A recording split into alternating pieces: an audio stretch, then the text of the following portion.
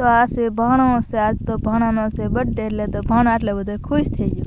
ભાણાને કીધું કે પાર્ટી તો દે, તો ભાણો કહે મારી પાસે કાંઈ નથી.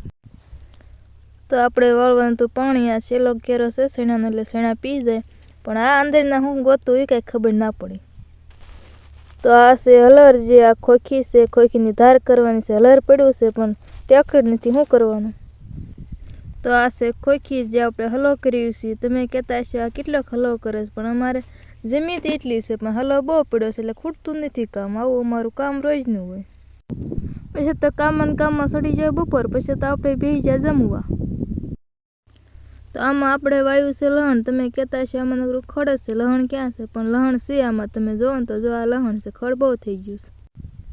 તો આને મેથી ન સમજતા, આ છે રસકો, જે ઢોરા જ ખાય, માણા ન ખાય.